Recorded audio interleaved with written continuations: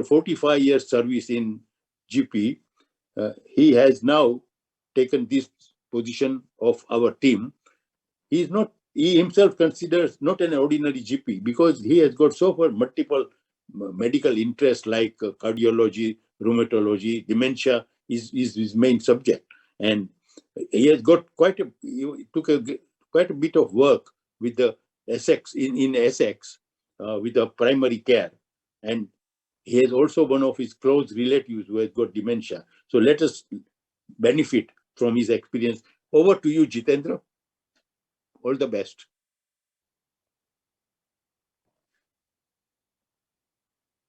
Thank you, Chandubhai, for this kind introduction. આજના ડિમેન્શિયાના ટોપિકમાં આપણે 3 વિષય ઉપર ચર્ચા કરવાના છે. Next slide please. પહેલો આપણે રિસ્ક ફેક્ટર્સ ઓફ ડિમેન્શિયા ઉપર ચર્ચા કરશું. બીજા ભાગમાં red flags, symptoms and signs of dementia, અને ત્રીજા ભાગમાં benefits of early diagnosis. Next slide please. Dementia મોટા ભાગે 70 વર્ષની ઉપરના માણસોમાં આપણે જોવા મળે છે. એટલે age is the main factor. એવું નથી કે નાના માણસોમાં ડિમેન્શિયા જોવા નથી મળતું, પણ મોટા ભાગે મોટી ઉંમરના સભ્યોમાં ડિમેન્શિયા જોવામાં આવે છે. અને આના ઘણા રિસ્ક ફેક્ટર હોય છે. Next slide please. The main cause is કે આપણી જેમ ઉંમર વધતી જાય છે એમ આપણી આર્ટરી ને વેઇન્સ થોડી સાંકડી થઈ જાય છે. આનું કારણ એ છે કે કોલેસ્ટ્રોલ ડિપોઝિટ થઈ જાય છે અને એને કારણે બ્લડ સર્ક્યુલેશન બોડીમાં થોડું ઓછું થઈ જાય છે અને એને લીધે આપણા બ્રેઇન ફંક્શનમાં પણ ઇફેક્ટ થાય છે. સાથે સાથે આપણી જેમ ઉંમર વધતી જાય છે એમ આપણે હાર્ટ મસલ્સ પણ વીક થતા જાય છે, તો બ્લડ બોડીમાં બરાબર સર્ક્યુલેશન નથી થતું. આ ઉપરાંત આપણી ઉંમર વધતી જાય છે એમ આપણે ડાયાબિટીસના શિકાર થઈ ગયા છે અને સાથે સાથે બ્લડ પ્રેશર પણ વધતું જાય છે. તો આ બધા કારણોને લીધે સર્ક્યુલેશનમાં થોડુંક અભાવ રહે છે અને એને કારણે આપણને થોડું બ્રેઇન ફંક્શનમાં કામી જણાય છે. Next slide please. આ ઉપરાંત બીજી એવી ઘણી મેડિકલ કન્ડિશન્સ છે કે જેને લીધે ડિમેન્શિયા થવાના ચાન્સીસ વધી જાય છે અને ખાસ કરીને હાઇપોથાઇરોઇડિઝમ, જો થાઇરોઇડ ફંક્શન બરાબર ના હોય તો ડિમેન્શિયા થવાના ચાન્સીસ વધે છે. કિડની ફેલિયર, બ્રેઇન ટ્યુમર્સ, આ તો સૌ જાણીતા છે, પણ આપણા એશિયનોમાં ખાસ કરીને એનિમિયાના કેસીસ પણ ઘણા જોવામાં મળે છે અને જેને કારણે ડિમેન્શિયા થવાના ચાન્સીસ વધી જાય છે. Next slide please. ડૉક્ટર્સ એટલે દવા, અને અમે ઘણી દવા આપીએ અને જેમ આપણી ઉંમર વધતી જાય છે એમ આપણે ઘણા દર્દો થાય છે અને ઘણી દવા આપવામાં આવે છે. પણ આપણે જેમ દવા આપતા હોય એમાં ઘણી વખત ડોઝિસ વધારવા પડે છે. સમજો કે આપણે આર્થરાઇટિસ છે તો આપણે પહેલાં પેરાસેટામોલથી શરૂ કરીએ છીએ, પછી આપણે કોડીન આપીએ છીએ, પછી અમે મોર્ફિન પેચીસ આપીએ છીએ. એટલે શું થાય કે આ જેમ જેમ ડોઝિસ વધતા જાય અને સ્પેશિયલી ઓપિયોઇડ્સ રિલેટેડ, કોડીન રિલેટેડ કે મોર્ફિન રિલેટેડ અમે દવા આપીએ છીએ તો એ આપણા બ્રેઇન ફંક્શનને થોડું નબળું બનાવી દે છે. આ ઉપરાંત આપણી ઉંમરમાં માણસો હોય એને એન્ટી ડિપ્રેશન્સ અમે આપતા હોય, સાથે સાથે ઘણી વખત સ્લીપિંગ ટેબ્લેટ્સ પણ આપતા હોય, તો આ બધી દવાઓ એકસાથે લેવાથી આપણું મગજનું ફંક્શન થોડું ઓછું થઈ જાય છે અને ડિમેન્શિયા થવાના શક્યતા વધી જાય છે. Next slide please. વિટામિન ડેફિશિયન્સીની વાત આપણને દીપાબેન કરશે તો આપણે એના પછી વિચાર કરશું. Next slide please. ડિપ્રેશનની મેં તમને વાત કરી. જો ડિપ્રેશન તમને નાની ઉંમરથી હોય અને તમે જો દવા લેતા હોય આટલા વર્ષો સુધી તો એ પણ એક રિસ્ક ફેક્ટર તરીકે નોંધવામાં આવે છે. Next slide please. આલ્કોહોલિઝમ એ તો જૂનું ને જાણીતું રિસ્ક ફેક્ટર છે, પણ આલ્કોહોલિઝમ એટલે અમારા જેવા માણસો જે વીકેમાં એક વખત દારૂ પીવા જાય એને આલ્કોહોલિઝમ નહીં. આલ્કોહોલિઝમ એટલે તમે રોજ દારૂ પીતા હોય, કેટલા વર્ષોથી પીતા હોય અને ઘણું ઘણું દારૂ પીધો હોય તો એ પણ તમારા રિસ્ક ફેક્ટરમાં ગણાય છે. Next please. Brain injury is obvious કે તમારા એક્સિડન્ટમાં તમારે બ્રેન ઇન્જરી થઈ હોય તો એને લીધે પણ ડિમેન્શિયા થવાના ઘણા ચાન્સીસ રહે છે. Next slide please.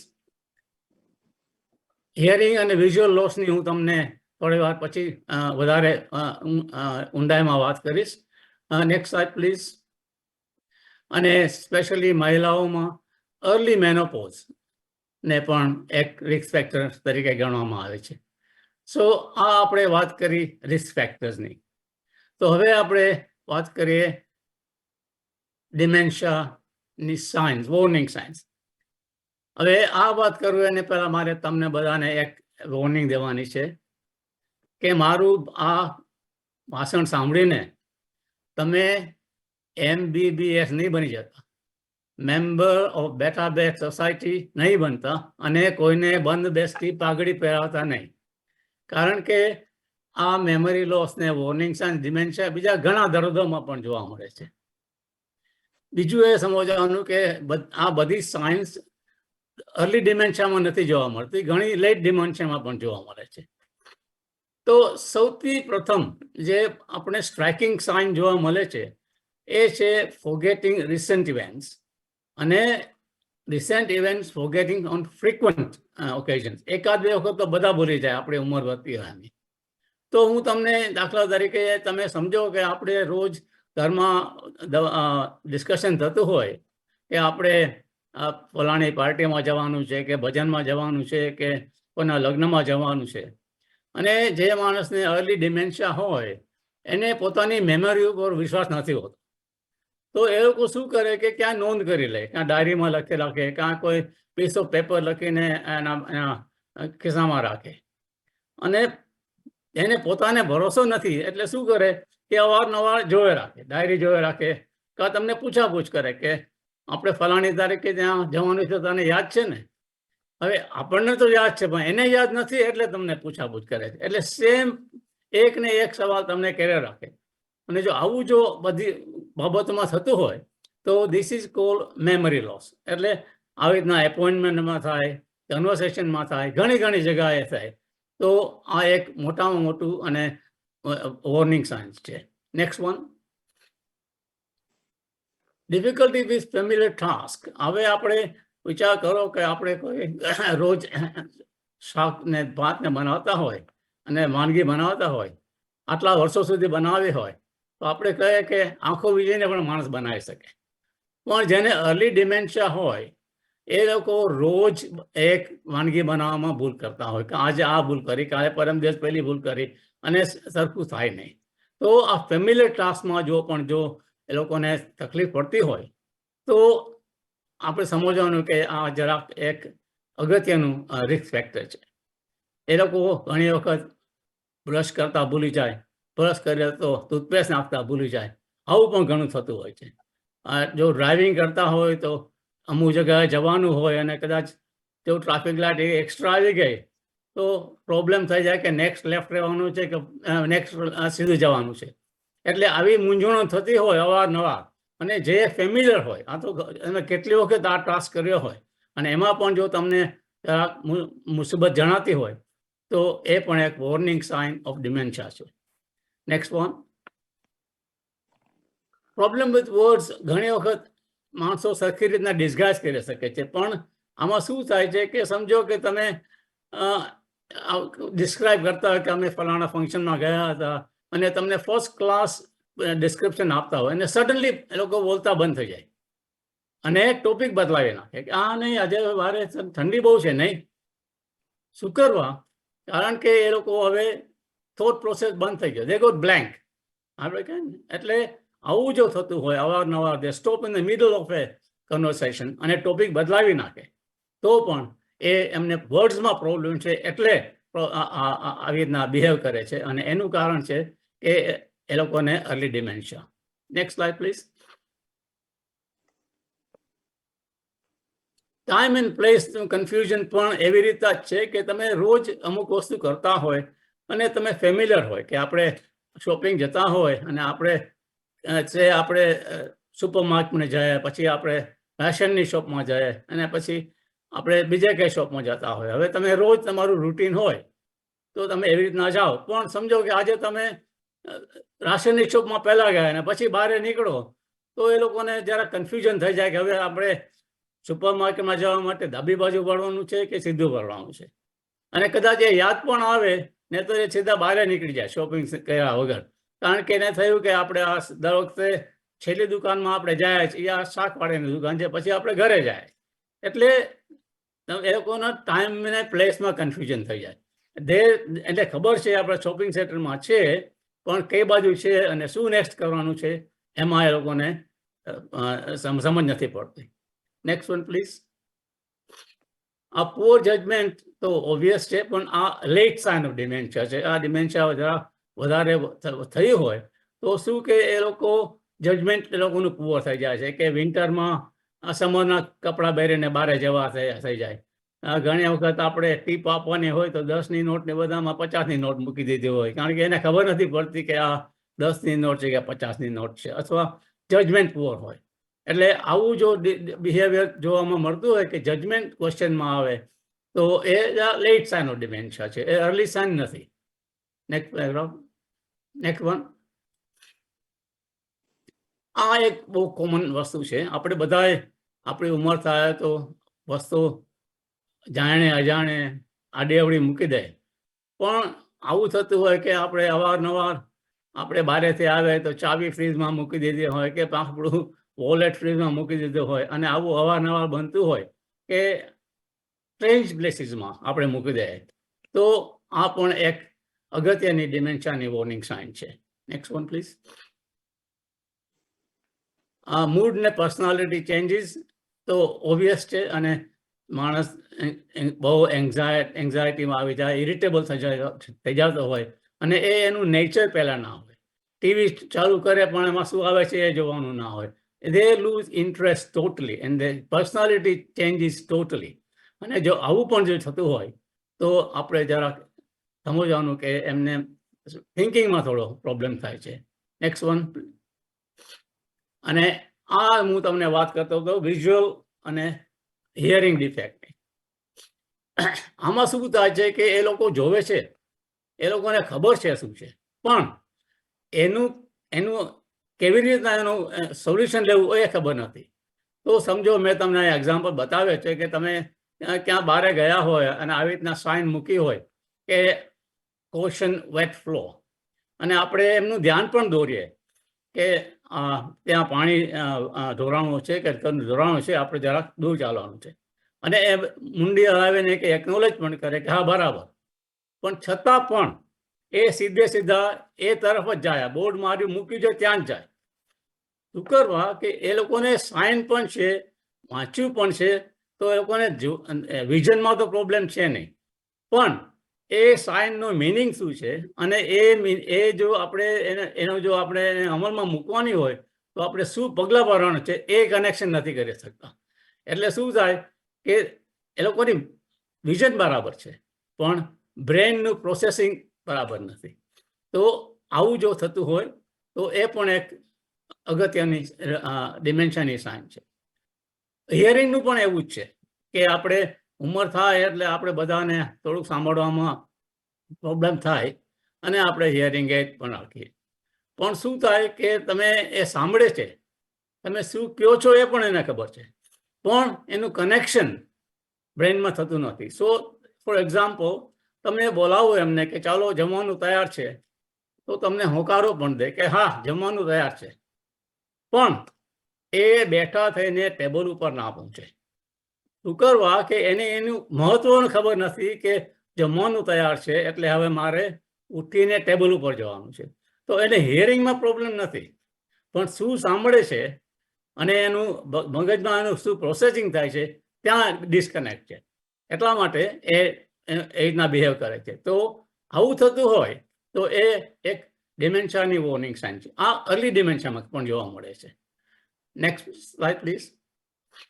Social withdrawal એ જ અમુક કરતા હોય રોજનું, અને સડનલી એ એકલપઠું જીવન જીવવા માંડે તો એ જરાક અગત્યની સાઇન છે, અને એની ઉપર ધ્યાન દેવું પણ ઘણું અગત્યનું છે. Next one.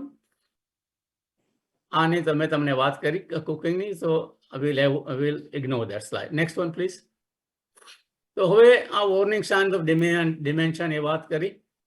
તો હવે આપણે બેનિફિટ જોઈએ કે જો આપણે અર્લી ડિમેન્શિયાને પાળખવું હોય કે પાડી શકીએ તો એના શું ફાયદા છે.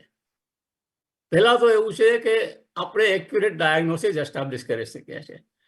કારણ મેં તમને જેમ વાત કરી એમ હમણાં કે તમને વિઝનમાં પ્રોબ્લેમ નથી, પણ છતાં પણ તમે ડેન્જર તરફ ચાલો છો. તો એક્યુરેટ ડાયગ્નોસિસ કરવું એ મોસ્ટ અગત્યનું છે. તો એક ડાયગ્નોસિસ થાય તો આપણે આગળ એને કંઈક એ માણસને વધારે મદદ કરી શકીએ. Next one please. તો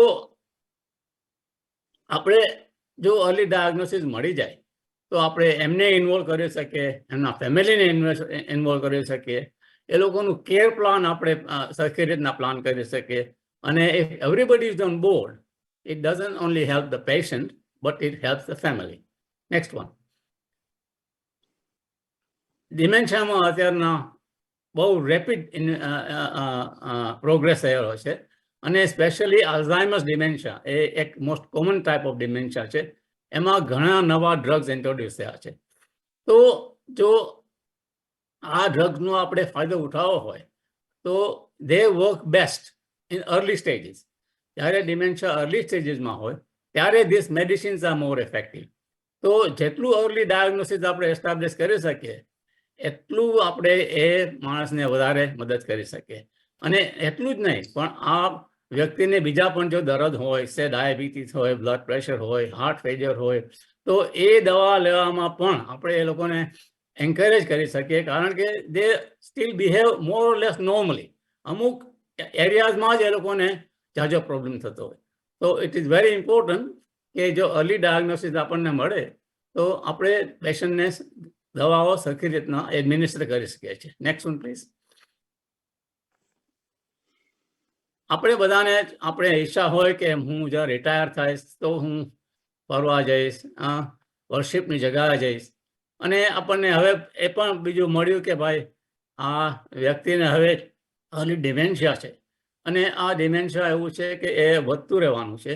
તો આપણે એની ઈચ્છાઓ પૂરી પાડી શકીએ. જો આપણને અર્લી ડાયગ્નોસિસ મળે તો આપણે એ બધી એની ઈચ્છાઓ છે પૂરી કરવાની એવી રીતના તૈયારી કરી શકીએ. Next one. આ એક મોસ્ટ અગત્યની વાત છે. એઝ સૂન એઝ તમને ખબર પડે, અને ખબર ના પડી હોય તો પણ બને તો power of attorney of health અને power of attorney of finance એ જેમ બને એમ જલ્દી અમલમાં મૂકવી અગત્યનું છે.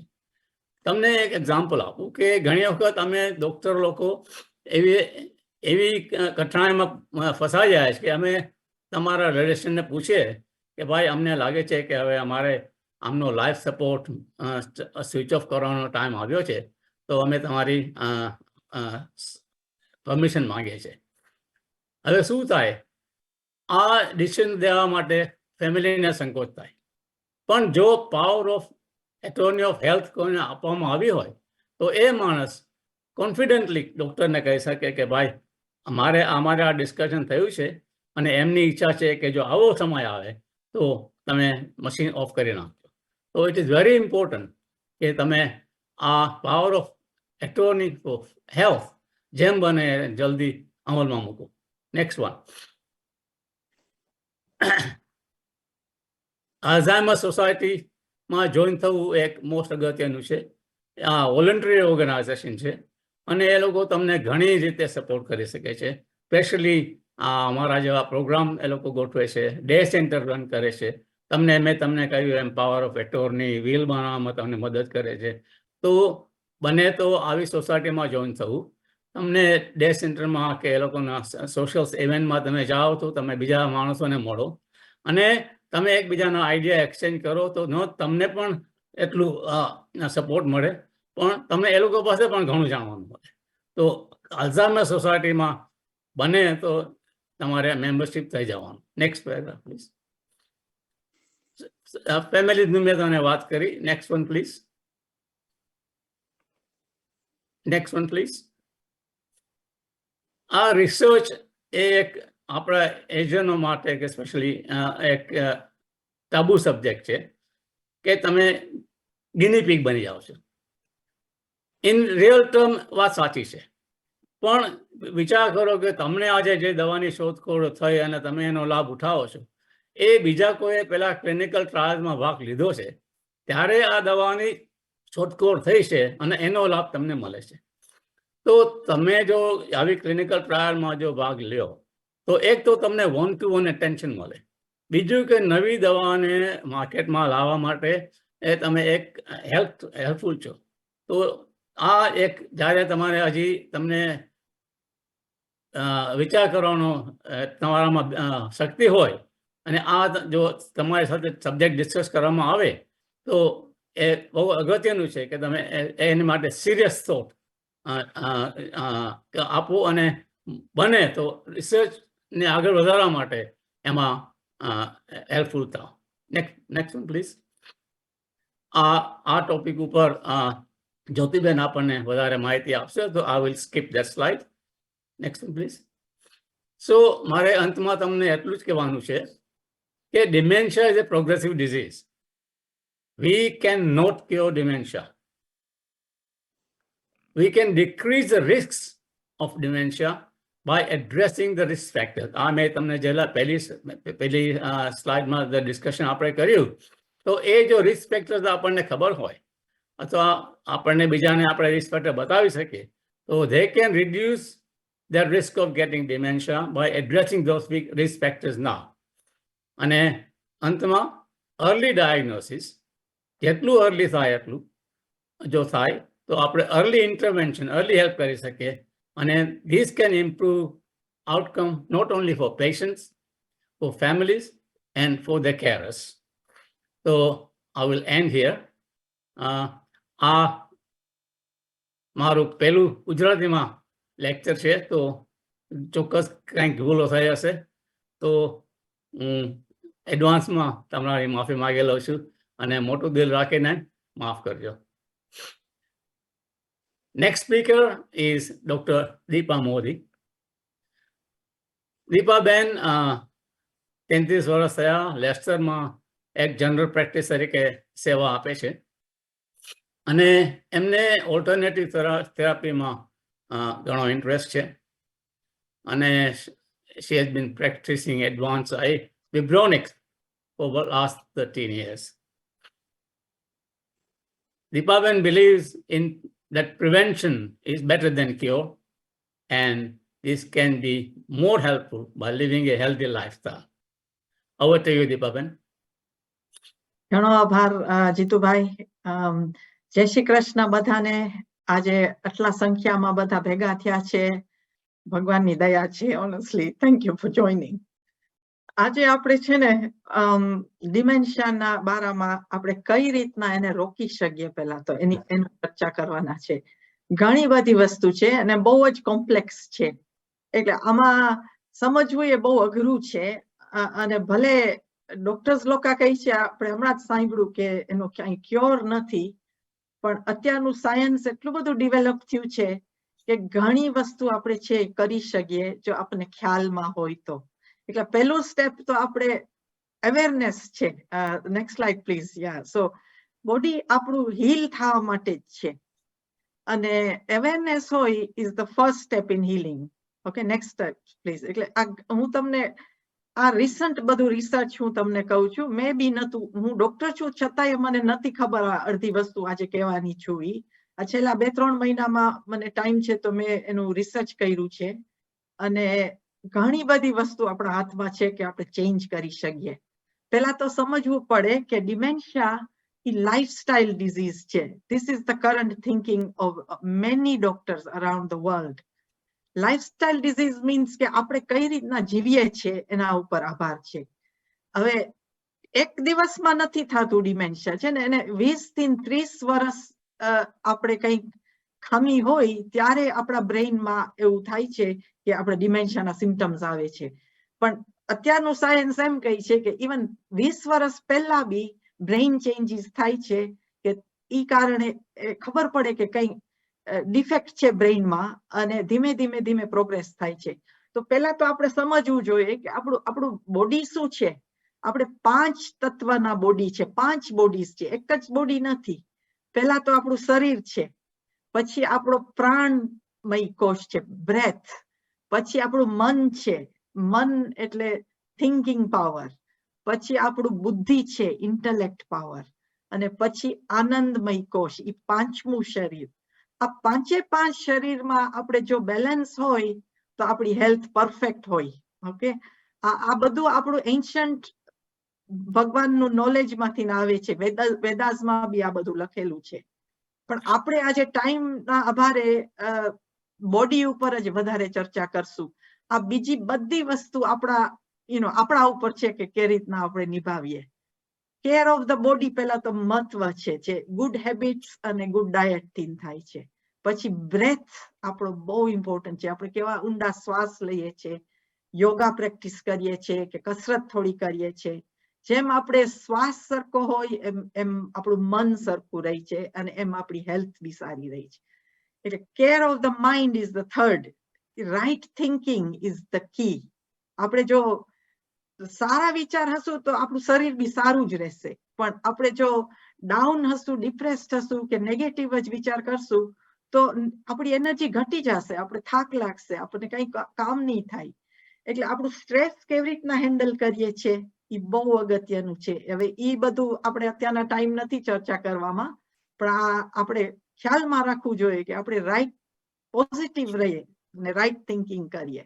પછી આપણું ઇન્ટેલેક્ટ, આપણું બુદ્ધિ બહુ જ અગત્યનું છે. આપણે કઈ ટાઈપના ડિસિઝન લઈએ છીએ, શું આપણે સમજીએ છીએ, શું આપણા બિલીફ સિસ્ટમ છે, શું આપણા વેલ્યુઝ છે, આ બધું ઇમ્પોર્ટન્ટ છે.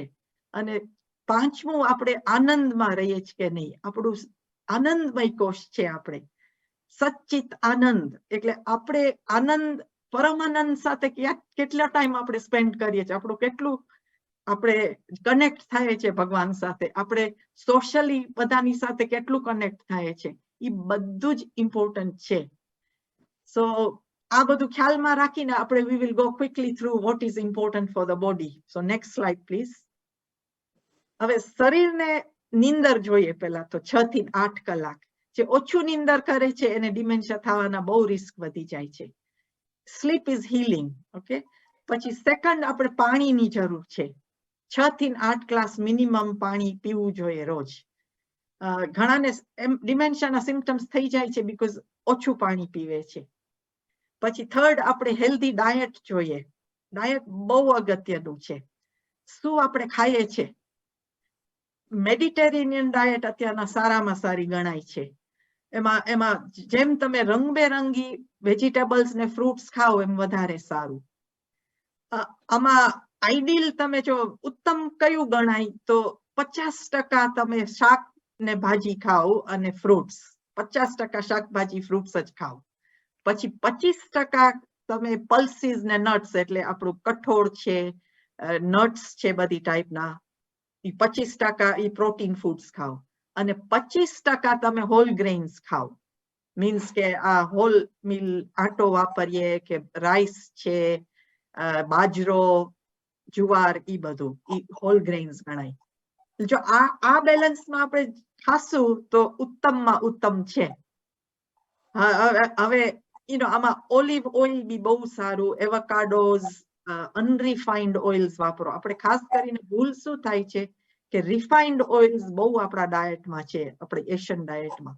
એટલે બને ત્યાં સુધી અનરિફાઇન્ડ ઓઇલ વાપરો, કાં તો કોકોનટ ઓઇલ અનરિફાઇન્ડ વાપરો. અને પ્રોસેસ્ડ ફૂડ્સ ઓછામાં ઓછા લ્યો. એમાં ખાંડ કરીને ખાસ તો white sugar is the worst. અને આ બધું ધ્યાનમાં રાખીએ તો ઘણું આપણું હેલ્થ ઇમ્પ્રુવ થશે. પછી આપણે ખાઈએ પણ દબોદબ ના ખાઓ. તમે છે ને 20% પેટ ખાલી રાખો, 80% જ ખાઓ. આ એ બહુ ઇમ્પોર્ટન્ટ છે. Next please. પછી આપણે 12 કલાક દિવસમાં ફાસ્ટ રાખવો જોઈએ. એટલે રાતનું જમીએ અને બીજે દિવસનું ખાઈએ એમાં 12 કલાકનો ગાળો હોવો જોઈએ. તો આપણે શું ટાઈમ મળે છે લીવરને ડિટોક્સિફાય થવા અને આપણું શરીર બધું સ્ટેબલ રહેશે. પછી મીલ ટાઈમ્સ બી ઘડીએ ઘડીએ ના ખાવું. 3-4 કલાકનો ગેપ રાખવો બિટવીન મીલ્સ.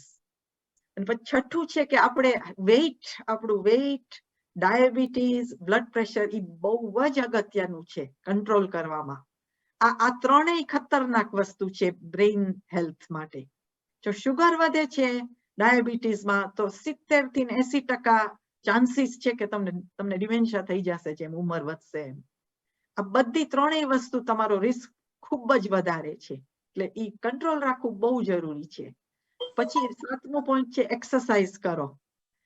જે બને એ ગમે તે રીતે તમે હાલચાલ કરો, થોડા બેઠા ના રહ્યો, થોડો ટાઈમે ઉઠબેસ કરો, બેસો, તમે પગ હલાવો. જો હાલી ના શકતા હોય તો હીલ ટુ ટો મૂવમેન્ટ કરો, આમ હીલ પછી ટો, હીલ ટુ ટો, એમ બેઠા એ થાય. તમારા કાફ ને સ્ટ્રેચ કરશો.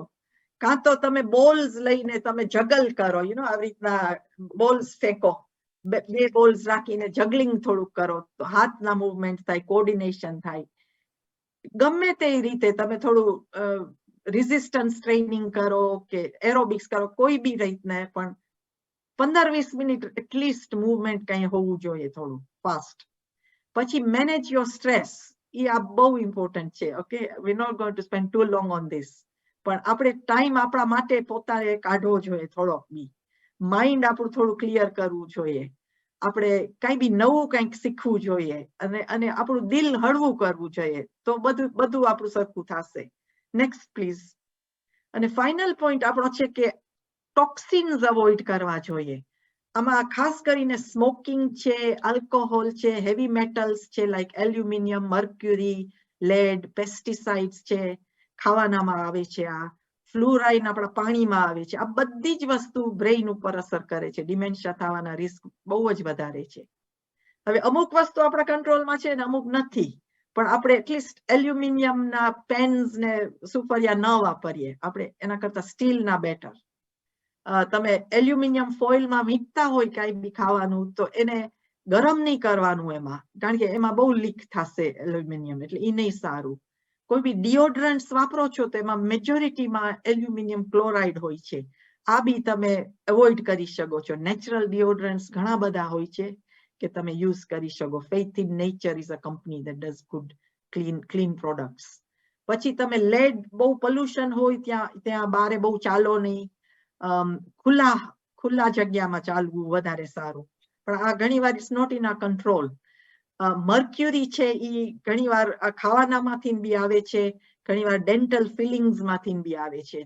જેને સિલ્વર ફિલિંગ્સ હોય છે એ ધીમે ધીમે મર્ક્યુરી એનું થોડું રિલીઝ થાય છે, અને બ્રેઇનમાં લોકોએ ડેમોન્સ્ટ્રેટ કર્યું છે કે બહુ જ અસર થાય છે લેટર એજમાં.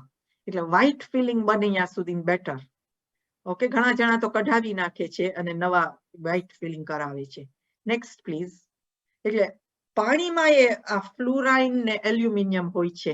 અત્યારના રિસન્ટલી 2019ની મોટી સ્ટડી ડોક્ટર ટોમ રસીએ એડિમ્બરા યુનિવર્સિટીમાં કરી છે, અને એ લોકોએ આખું 7,000 માણસો બોર્ન ફ્રોમ 1921, એ લોકો 90 વર્ષ સુધી એ લોકોને જોયા.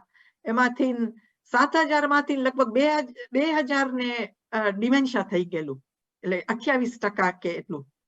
અને 2012 સુધી એ લોકોએ મોનિટર કર્યું ઈ જ બધા પોપ્યુલેશનને, અને જ્યાં વધારે ફ્લુરાઇન ને એલ્યુમિનિયમ હતું ત્યાં એ લોકોને રેટ્સ ઓફ ડિમેન્શિયા ખૂબ જ વધેરા. અમુક જગ્યાએ ડબલ રેટ હતા જ્યાં વધારે કોન્સન્ટ્રેશનમાં ફ્લુરાઇન હતું. એટલે પાણીમાં આપણે ખબર નથી હોતી આપણને કે આપણે ટોક્સિન્સ આવે છે. એટલે આપણે શું કરી શકીએ આના માટે? આમાં આપણે વોટર ફિલ્ટર રાખી શકીએ.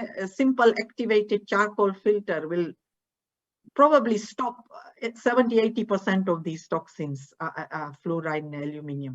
એટલે એવું બ્રિટા જગ જેવું આપણે રાખી શકીએ. કાં તો બેસ્ટ ગણાય છે આ રિવર્સ ઓસ્મોસિસ વોટર ફિલ્ટર. એ અમુક જણા સિંકની નીચે ફિટ કરાવે છે, પણ એનો ખર્ચો થાય છે થોડો. પણ આ રિસ્ક ઓછા કરવા હોય તો આ રીતના છે. Next slide please. પછી આપણે છે ને આપણે પ્રોસેસ્ડ ફૂડ્સ, એટલે અલ્ટ્રા પ્રોસેસ્ડ ફૂડ્સ એમાં હોય છે, એ રિડ્યુસ કરવા જોઈએ. આનું ડેફિનેશન શું છે કે 5 થી વધારે ઇન્ગ્રેડિયન્ટ્સ હોય તો અલ્ટ્રા પ્રોસેસ્ડ ફૂડ ગણાય. એમાં ખાસ કરીને additives, preservatives, sweeteners, artificial colours, ખૂબ બધું એવું બધું આવે છે. Emulsifiers which are unnatural. Okay, natural નથી આ. અને આ મેજોરિટી આ મેસ પ્રોડ્યુસ્ડ વસ્તુમાં હોય છે, ફેક્ટરીમાં બનેલી mass produced bread, cereals, biscuits, ice creams, flavoured yogurts. આ કોણ નથી ખાતું? આપણે બધા ખાઈએ છીએ, right? I am not saying you can avoid this. આપણે we are all eating all this. પણ અત્યારનું રિસર્ચ આ હમણાંનું ખૂબ જ વધારે આવે છે, રિસર્ચ ડે બાય ડે એનું વધારે આવે છે કે જેમ આપણે વધારે ખાશું એમ વધારે બ્રેઇન ઉપર અસર થાય છે. જેમ 10% બી વધારે આપણે અલ્ટ્રા પ્રોસેસ ફૂડ્સ ખાઈએ છીએ તો ડિમેન્શિયાનો રિસ્ક 25% વધી જાય છે, એટલે ખૂબ જ વધે છે. અને શું કામ આ નથી સારું? આપણે વાય આપણે એક દિવસમાં નહીં ખબર પડે, પણ આ અક્યુમ્યુલેટિવ ઇફેક્ટ છે. 20 વર્ષ 25 વર્ષ આપણે રોજ ખાતા હોઈએ તો એની ધીરે ધીરે ધીરે અસર થાય છે. અને શું કરવા થાય છે કે એક તો આ વસ્તુ તમને છે ને એડિક્ટિવ હોય છે. તમને ઈ ફૂડ્સ, સ્વીટ ફૂડ્સ, બિસ્કિટ્સ છે, ચોકલેટ્સ છે, તમને વધારે ને વધારે ખાવાનું મન થશે. અને બીજું શું છે કે ઈ ડેમેજ કરે છે આપણા ગટ બેક્ટેરિયા. આપણું જે લાઇનિંગ હોય છે ઇન્ટેસ્ટાઇનનું, આંતરડાનું લાઇનિંગમાં જે સારામાં સારા બેક્ટેરિયા હોય છે એને કાપે છે. એટલે પછી શું થાય છે કે અંદર ઇન્ફ્લેમેશન થાય છે ગટમાં અને શુગર એકદમ રિલીઝ થાય છે ફાસ્ટ. ઘણીવાર બીજા બી કેમિકલ્સ રિલીઝ થાય છે ગટની through. They call it leaky gut. અને ખૂબ પ્રોબ્લેમ્સ થાય છે. એમાં ઘણાને એલર્જીસ બી થાય છે. પણ મેજોરિટીને વેઇટ ગેઇન થાય છે આ બધી સબસ્ટન્સીસથી. ટાઈપ 2 ડાયાબિટીસ વધી જાય છે. જેમ પ્રોસેસ ખાશું એમ ટાઈપ 2 ડાયાબિટીસ થવાનો બહુ જ રિસ્ક છે. અને ડિમેન્શિયાનો બી સેમ. એટલે this is why these things are bad. Next one, please. If you break it down, there are refined sugars. એમાં high fructose corn syrup એક તો છે. એ બહુ ખતરનાક છે. પણ લગભગ બધા તમે પ્રોડક્ટ્સ જોશો તો આ નાખે છે અત્યારના, બીકોઝ ચીપ છે. મકાઈમાંથી બનાવે છે, કોર્નમાંથી.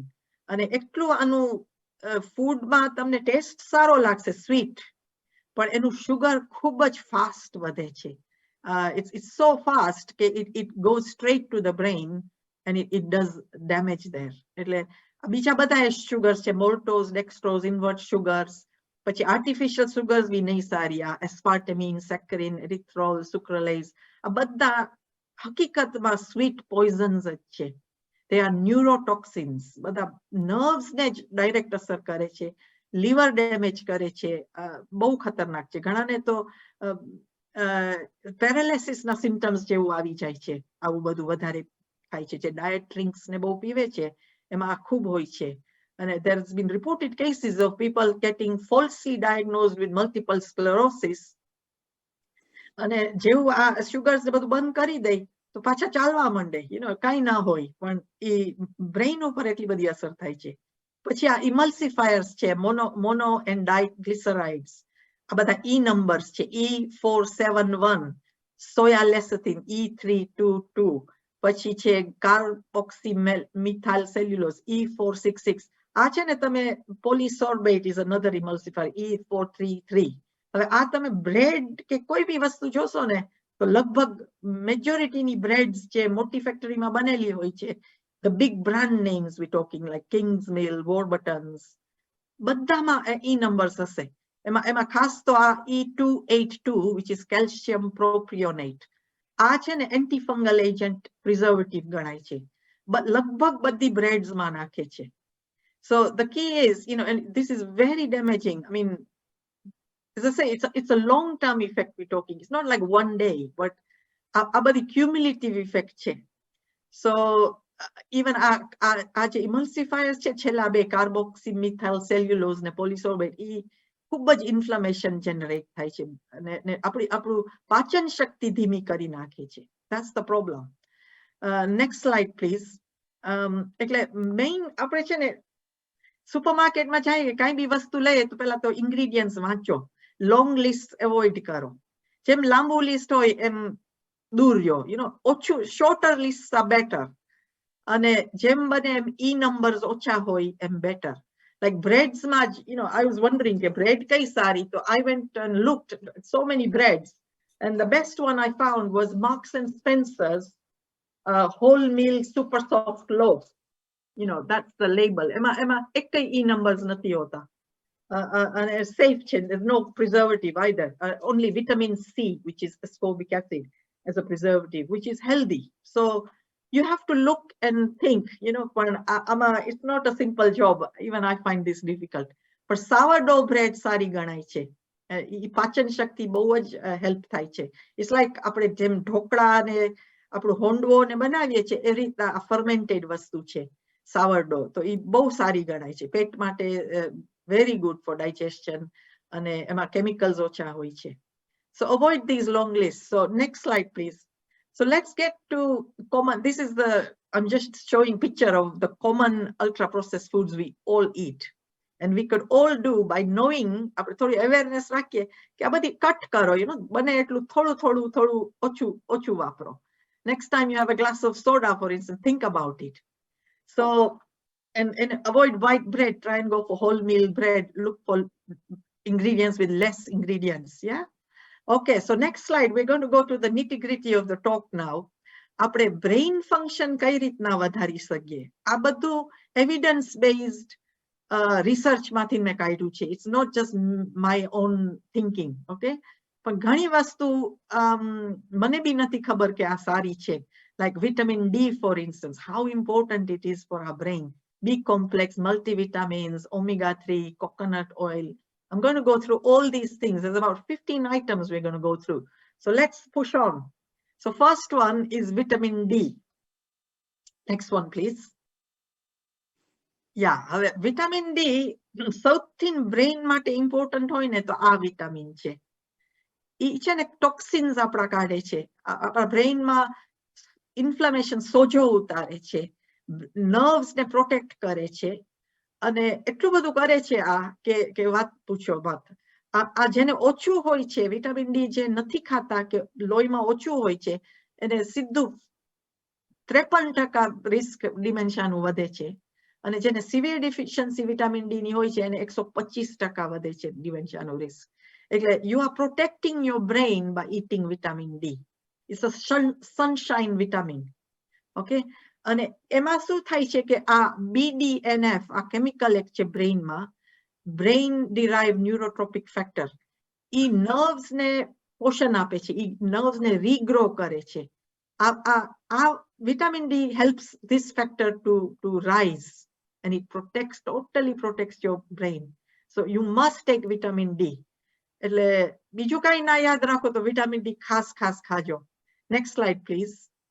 આમાં વિટામિન ડી કેટલું લેવું આપણે I would suggest, and this is what the research also says, is you must take between 2,000 and 3,000 international units per day.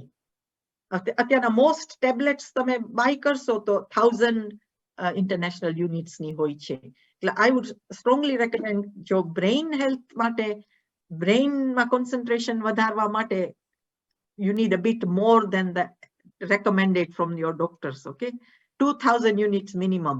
એટલે એમાં કાં તો બે ગોળી લઈ શકો 1,000 units ની, કાં તો આ વિટામિન ડી ની સ્પ્રે લઈ શકો. આ સ્પ્રે આવે છે બેટર યુ ની, એમાં 3,000 યુનિટ એક જ સ્પ્રેમાં મળે છે. ઈ સીધી આપણે સ્પ્રે જ કરીએ, લિક્વિડમાં હોય છે, વેજીટેરિયન છે અને very easy to use. આ બેટર યુ 3,000 પણ મોંઘી હોય છે થોડી. I've used this for many years and I've never had a problem with vitamin D being low. Just one spray a day. કાં તો તમે 20,000 international unit ની tablet once a week લઈ શકો. એમાં Huxley is an example. આ vegetarian source હોય છે. ખાલી એક જ ગોળી એક વીકમાં આ લેતા હોય તો high strength ની 20,000. આ તમે બાય કરી શકશો. ફાર્મસીમાં મળે છે, ઓનલાઈન મળે છે. લગભગ 5 થી 6 પાઉન્ડનું એક બોક્સ હોય છે, which will last you 6 months. Okay, so it's very cheap. અને આ ખાસ અગત્યનું છે બધા માટે, brain health preserve કરવા માટે. Next, please. પછી છે B complex vitamins.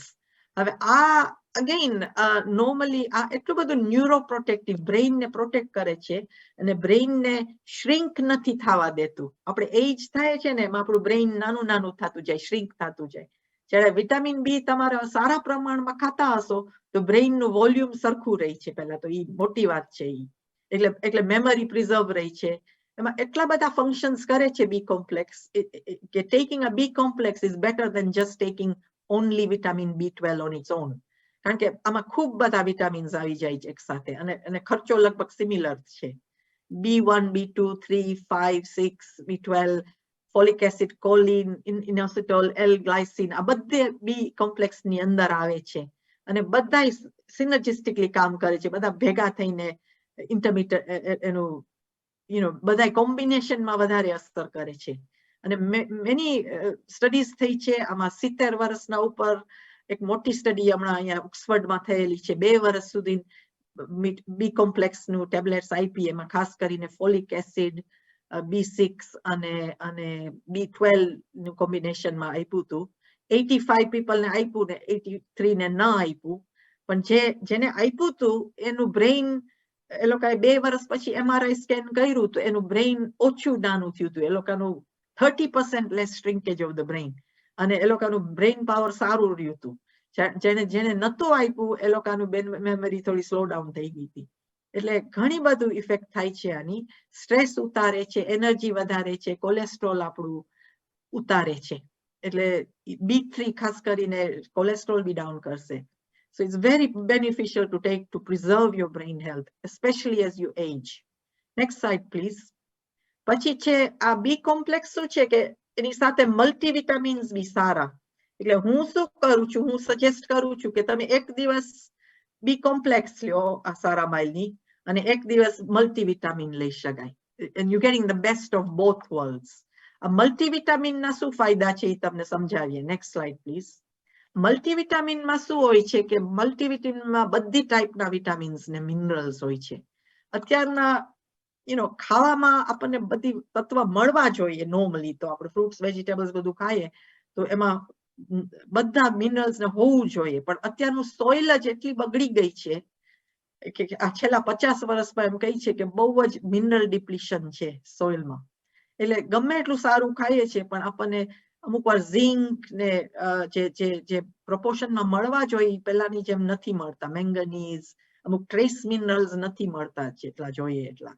ને અત્યારના સોઇલમાં અમુક વાર ખરાબ વસ્તુ બી, heavy metals like aluminium, lead એ બધું આવે છે. એટલે it's been shown, અત્યારના અમુક સ્ટડીઝ નીકળી છે કોલંબિયા યુનિવર્સિટીમાંથી. 3500 માણસની મોટી બધી ટ્રાયલ થઈ હતી, કોસ્મોસ વેબ ટ્રાયલ. એમાં 60 વર્ષના ઉપર ને બધાને વિટામિન આપ્યું હતું, અડધા ગ્રુપને ને અડધાને નતું આપ્યું. પણ જે વિટામિન લેતા હતા એ 3 વર્ષ ઉપર એ લોકોએ ચેક કર્યું તો એ લોકોનું સારું રહ્યું હતું બ્રેઇન પાવર, જ્યારે બીજા લોકોનું વધારે ડિક્લાઇન થયું હતું. એટલે lot of growing evidence about it. અને આ ટ્રાયલમાં એ લોકોએ સેન્ટ્રમ સિલ્વર આપ્યું હતું. But I would suggest go for a good quality multivitamin. If after certain age, after over 60, it's important to take it. ઘણી વાર આપણું ખાવાનું બી ઓછું થઈ જાય છે. તો even alternate days લ્યો કે 2 દિવસે લ્યો તો બી સારું. But you're getting some nutrition extra. Next slide, please. પછી most important group of omega-3 fatty acids છે.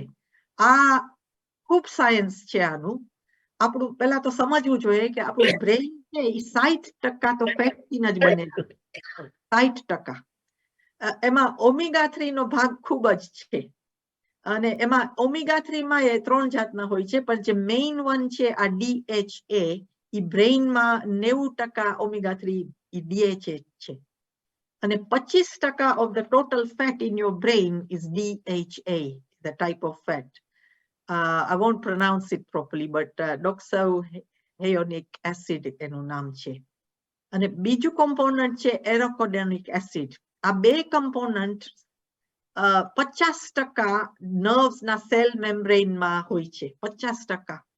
અને માયલિન શીથ જે ગોદડું છે નર્વ્સનું એ 70% આ બેજ ફેટ્સથી બનેલું છે. પછી થોડું કોલેસ્ટ્રોલ બી હોય છે, બીજા બધા ફેટ્સ હોય છે. પણ આપણે જેમ આપણે જાણ કે ઇલેક્ટ્રિકલનો વાયર હોય એમાં વચમાં કોપરનો વાયર હોય અને બારે પ્લાસ્ટિકનું કવરિંગ હોય, રાઈટ? બધાને ખબર છે કે આ વાયર એમને એમ ના ઓપન રખાય, એને પ્લાસ્ટિક કવરિંગ હોવું જોઈએ. જો પ્લાસ્ટિક કવરિંગ કપાઈ જાય કે ઓછું થઈ જાય તો શું થાય? વાયરને આપણે શોર્ટ સર્કિટ થઈ જાય, રાઈટ? આપણે શોક લાગે, બધું નુકસાન થાય. સેમ થિંગ આપણા બ્રેઇનમાં જો આ ફેટ્સ ઓછો થઈ જાય તો એ આપણું બ્રેઇનના nerve cells will over fire and short circuit આપણું બ્રેઇન ડેમેજ થાય છે. એટલે બહુ જ અગત્યનું છે કે આપણે ઇનફ રાઇટ ફેટ્સ, જે ગુડ ફેટ્સ છે ઓમેગા 3 એ ખાઈએ. એમાં જો DHA ડાયરેક્ટ ખાવું હોય તો બે જ વસ્તુમાં હોય છે, કાં તો ફિશ ઓઇલમાં હોય છે, કાં તો આ એલ્ગી ઓઇલમાં હોય છે. એલ્ગી એ આ સી નું પ્લેન્કટન છે, આખું ગ્રીન જે લીલું લીલું જે દરિયામાં હોય છે એ વસ્તુમાંથી બને છે. એમાંથી એ લોકો એક્સટ્રેક્ટ કરીને તેલ કાઢી શકે છે, પણ બહુ મોંઘું હોય છે. I mean it's not cheap. એક બોટલ તમે લ્યો તો આ ટાઈપનું £30 કે એટલો કોસ્ટ હોય છે, તો 25-30 pounds. પણ આ એરાકોડેનિક acid, which is the other main fatty acid, is from ghee and butter and dairy products. એટલે આ બધી વસ્તુ ઇમ્પોર્ટન્ટ છે ખાવામાં. Fatty acids, omega 3 are key to brain health. And best જો ડિમેન્શિયા કોઈને થયું હોય તો આ એલ્ગી ઓઇલ લઈ શકો છો. નકર પછી તમે બીજા બધા ફેટી એસિડ્સ લાઈક ફ્લેક્સીડ છે, નટ્સ એન્ડ સીડ્સ, એ બધું ઇમ્પોર્ટન્ટ છે. Next one please. એટલે algae oil you can buy from companies like Healthy Yeti and vegan omega 3 એને કહી છે. આ BioCare do a good range, but there's many companies. Okay, next slide please.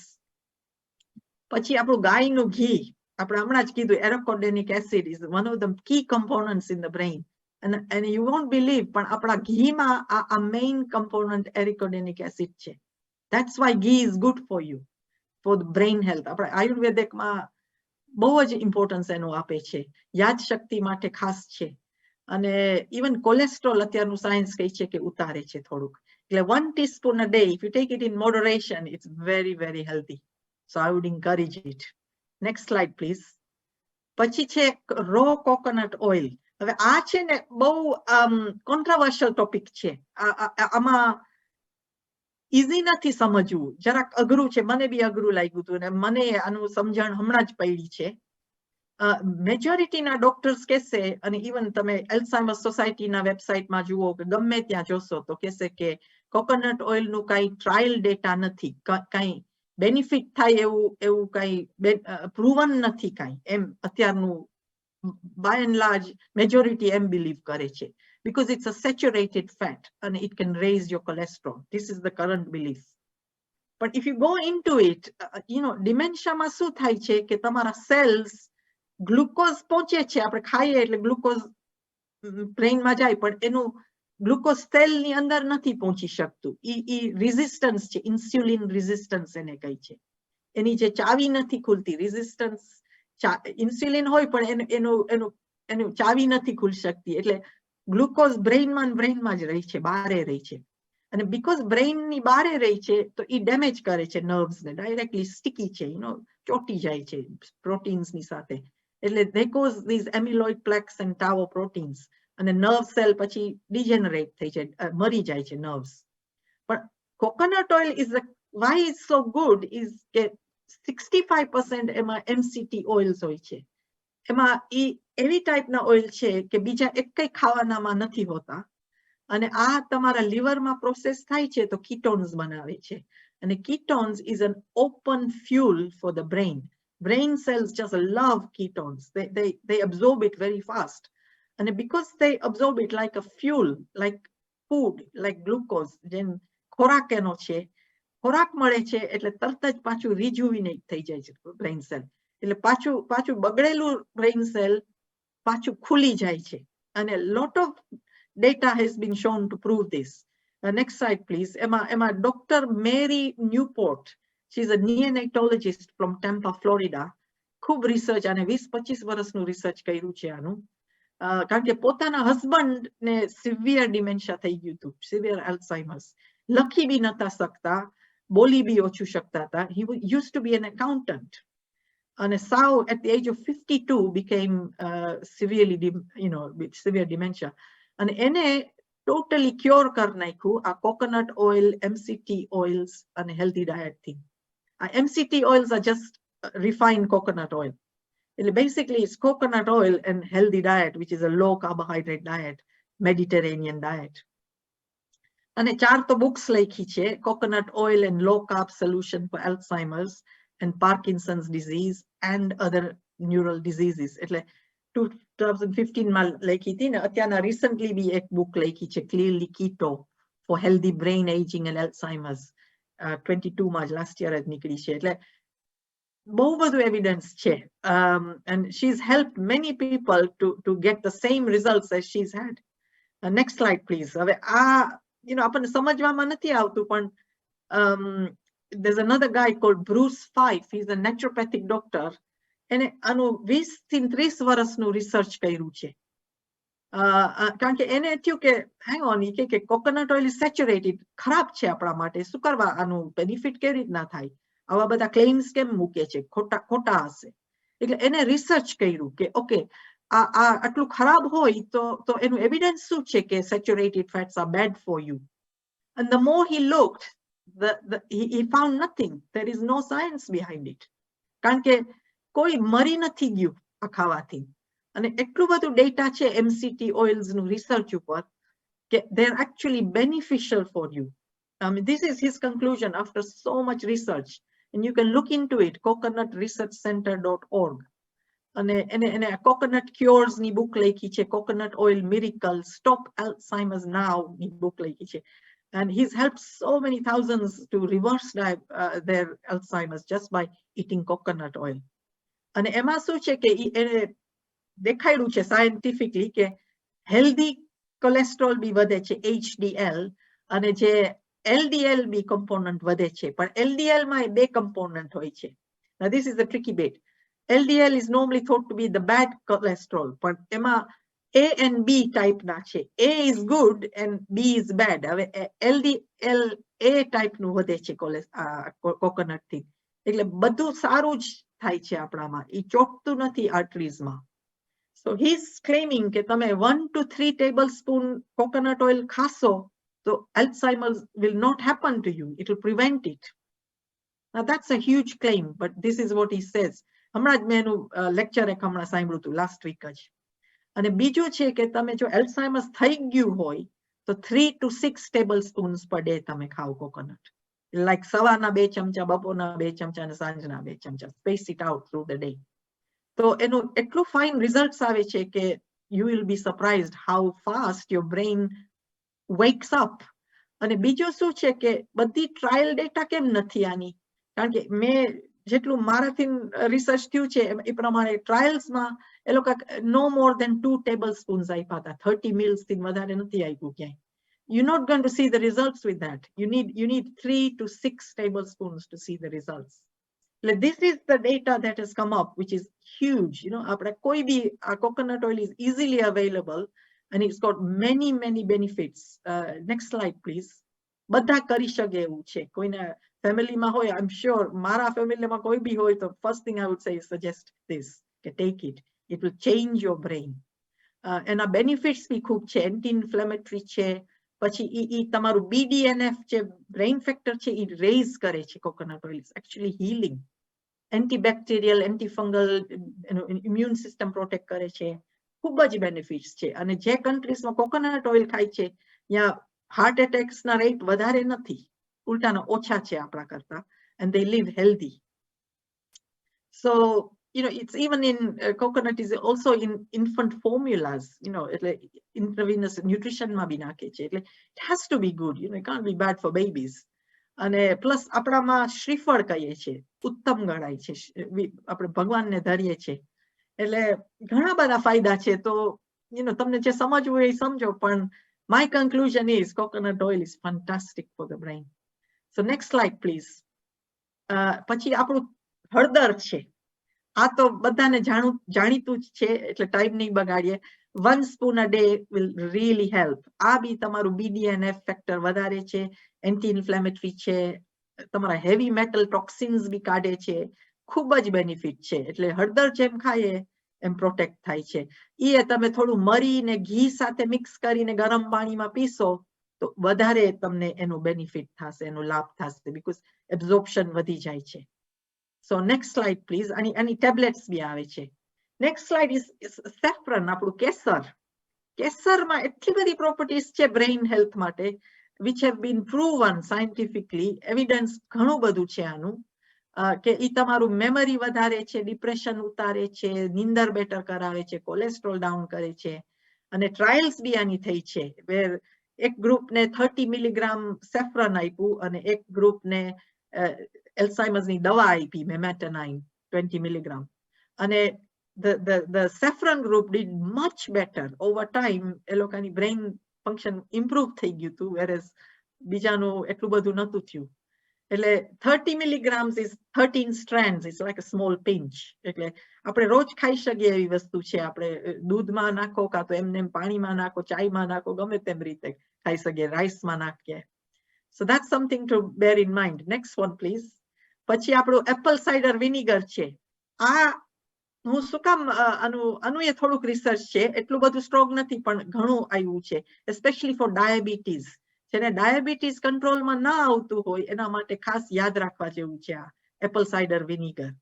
એ તમારું mood improve કરશે, brain function બી improve કરશે અને sugar down કરે છે. That's why it's good for the brain.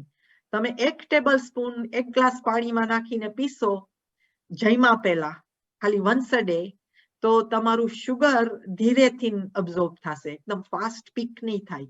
અને તમારું HbA1c છે, જે શુગરનું marker, A over few months will go down by 1 or 2 units. તમે જોજો. એટલે I would give the challenge to anybody. There's a lot of research done on this, કે તમારું sugar એની મેળે જ ડાઉન જશે આ Apple cider vinegar, because of the acetic acid. It holds on to the glucose and slows the absorption.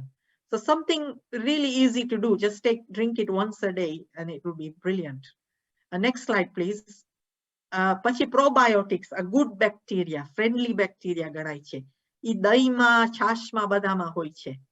આ brain direct અસર કરે છે, કારણ કે આપણું જેવું પેટ હોય એવું આપણું બ્રેઇન હોય છે.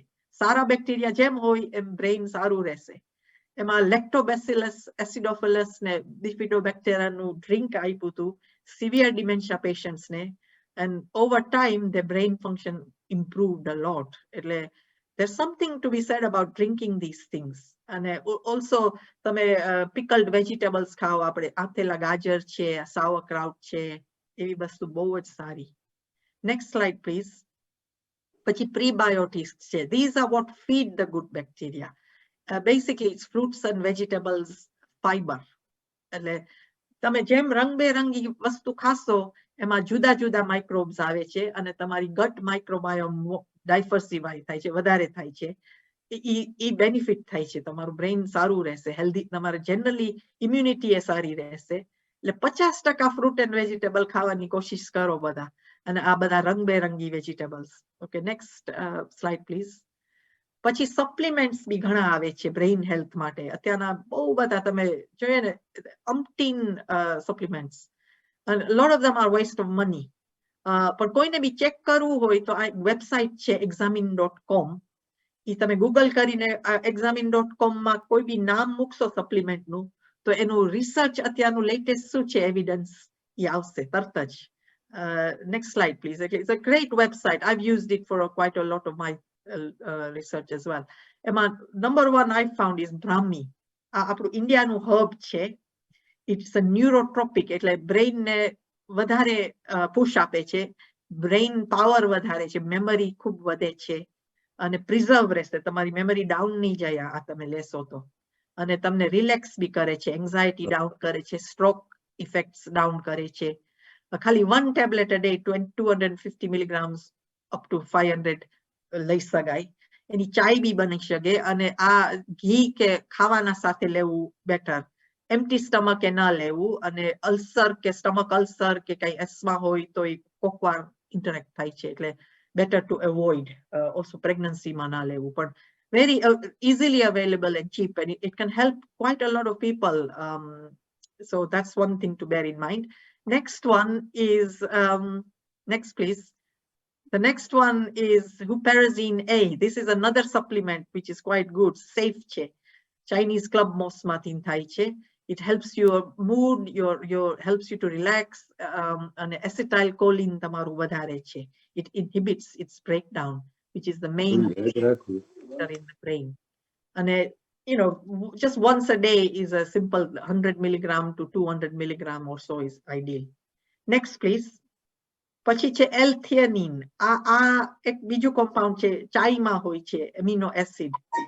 આ સ્ટ્રેસ ઉતારે છે, આપણને નીંદર બેટર આપશે અને બ્રેઇન પાવર વધારે છે, ડિપ્રેશન બી ઓછું કરે છે. અને ઘણા જણા they've shown કે it lowers your cholesterol levels, એટલે રિલેક્સ ફીલ તમને ઓચિંતાનું થશે.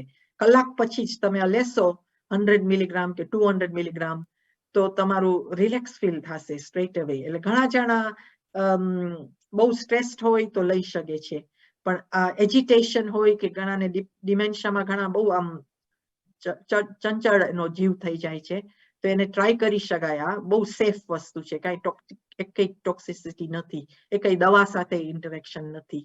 And it's like drinking tea but in a concentrated form, but without the caffeine, you know. So આપણે ચાય પીએ તો 5 મિલીગ્રામ જેટલું મળે આપણને આ compound, but you're talking about taking 100 or 200 milligrams.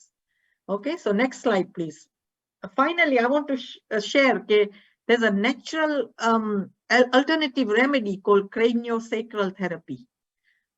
મને બી નથી ખબર, પણ આનું ખૂબ રિસર્ચ થયું છે.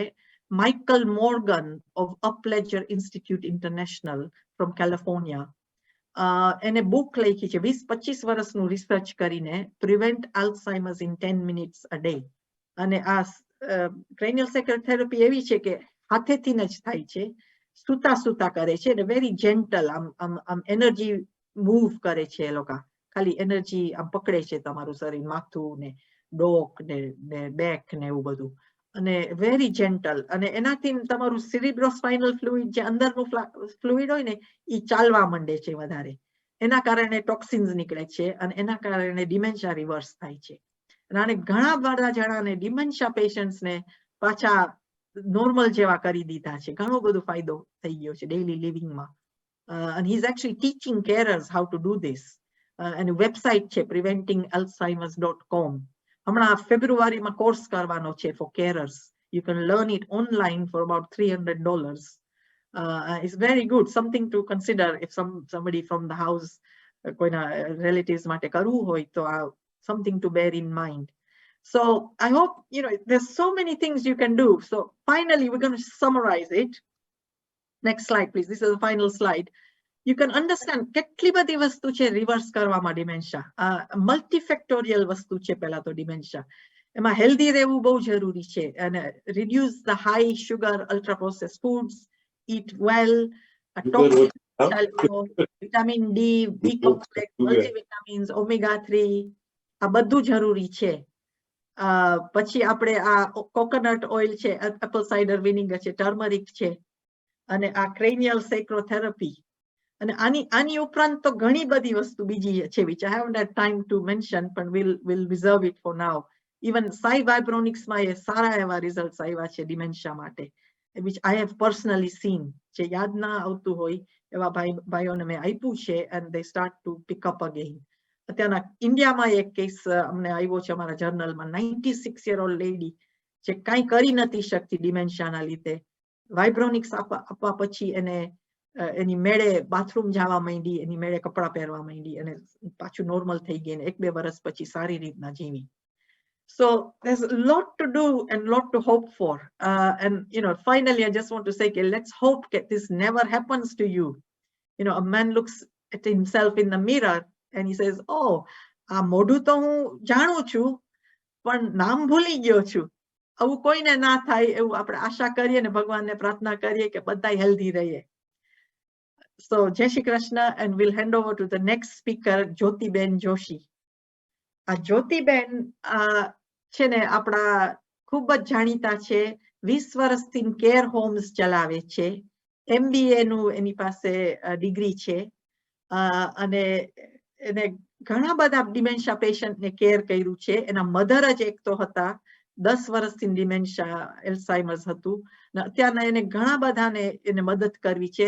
એની આશા છે કે સોશિયલી કઈ રીતના વધારે માણસો જાણે કે ડિમેન્શિયાની કેર કેવી રીતના બેટર થાય, અને એને એવું કરવું છે કે ડિમેન્શિયાનું એન્વાયરમેન્ટ કેમ સુધરે. So over to very knowledgeable. So મારું થોડું short and sweet presentation મેં રાખ્યું છે, and it's mainly on the social side of dementia. કેમ કે આપણે જોઈએ તો a lot of the times એક જાતનું પેલું થોડું મનમાં સંકોચ અને ઘણીવાર થોડુંક આમ સ્ટિગ્મા હોય for dementia. એટલે that is the main topic that I want to deal with today. આ ખાલી એક નાનકડી પોયમ છે, જ્યારે તમે રેકોર્ડિંગ જોશો ત્યારે તમે જરાક વાંચજો, બિકોઝ આ લખેલું છે એક from the perspective of a dementia patient, કે આજે તમને મને ડિમેન્શિયા હોય તો મારે આ કહેવું હોય તમને કે મને હજી બી દેખાય છે, મને હજી બી સંભળાય છે, હું હજી બી હું જ છું, એટલે મને ભૂલી ન જતા, મને જવા નહીં દેતા.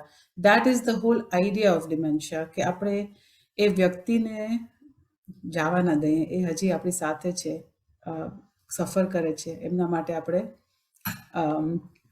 એમનું કેર કરીએ. That's the main thing. સો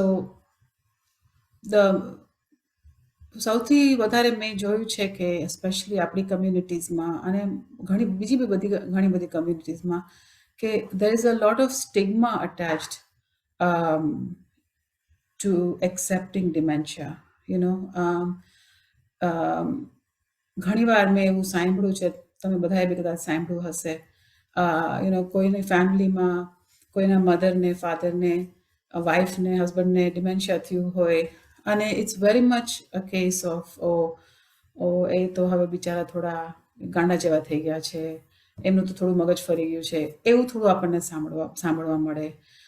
અને પછી એમાં શું થાય કે ફેમિલીને એવું થાય કે જાણે કે યુ નો આમાં કાંઈક શરમાવા જેવું છે, એ લોકોના મનમાં એક આમ હિચકિચાટ થાય, યુ નો, એવું થાય કે આપણે સમાજમાં કોઈને બતાવવું નથી, કોઈને કહેવું નથી, છુપાવવા માંડે, થોડુંક એમ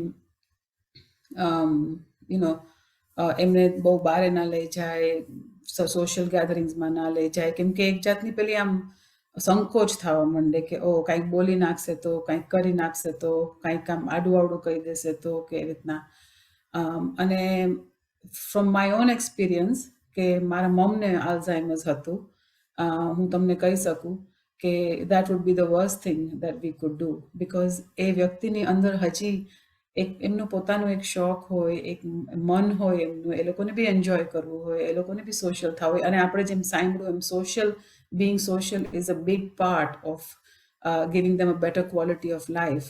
So આપણો એમ હોવો જોઈએ કે આપણે એ લોકોને એક બેટર ક્વોલિટી ઓફ લાઈફ આપીએ, નોટ ટુ વરી અબાઉટ કે સમાજમાં કેવું લાગશે, કે કોઈ શું કહેશે, કે આપણને શરમાવા જેવું કાંઈ છે જ નહીં. અને એના હિસાબે આજે મારી પહેલી સ્લાઇડ છે which says see the person, not the dementia. તમે જો આપણે ખાલી એક યાદ રાખીએ ને કે આ વ્યક્તિ છે, આ આપણા મા બાપ છે, યુ નો, ગઈકાલ સુધી, ગયા મહિના સુધી, ગયા વર્ષ સુધી એ ફાઇન હતા, એમને બધી ખબર પડતી હતી, બધું યાદ રહેતું હતું, યુ નો. આજે જેમ દીપાબેને કહ્યું, એક જણ હતા જે અકાઉન્ટન્ટ હતા, હવે બીમારી થઈ ગઈ તો શું કરી શકે, પણ એ વ્યક્તિ હજી ઇમ્પોર્ટન્ટ છે અને આપણે એ ખાસ યાદ રાખવાનું છે. અને એ સ્ટિગ્મા આપણને, નહીતર એ સ્ટિગ્મા જે છે ને, we become like a prisoner of that stigma.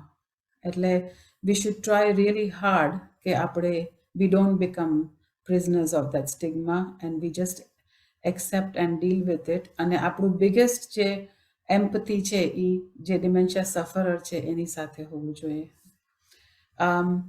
The second point is about awareness. કે again it's link to the first point, કે જેટલું આપણે વધારે એક્સેપ્ટ કરી શકીએ, જેટલું આપણે વધારે લર્ન કરી શકીએ, લાઈક આજે જ આપણે જોઈએ છે કે આપણને કેટલું બધું લર્ન કરવા મળ્યું from what Dipaben said, from what Jitubhai sad.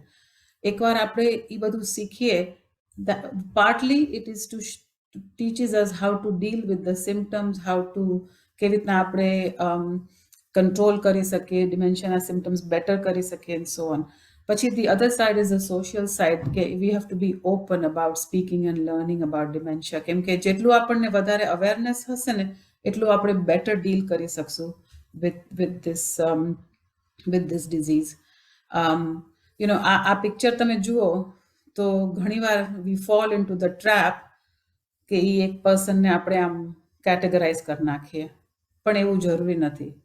You know, આજે આપણે આ બધા માણસોને જોઈએ છે આ પિક્ચરમાં, એમાં કેટલા બધા હશે જેને જુદા જુદા ઇલનેસીસ હશે, પણ યુ નો આપણે કોઈ દિવસ એવી રીતના વિચાર ના કરીએ જાણે જ્યારે આપણને કોઈ એમ કહે કે ઓ આમને હાર્ટ એટેક્સ છે, હાર્ટ પ્રોબ્લેમ્સ છે, બ્લડ પ્રેશર છે, કેન્સર છે, તો આપણા મનમાં એમના માટે કેટલી બધી સિમ્પથી આવી જાય, આપણને સહાનુભૂતિ થાય એ વ્યક્તિ માટે, એના ફેમિલી માટે and so on.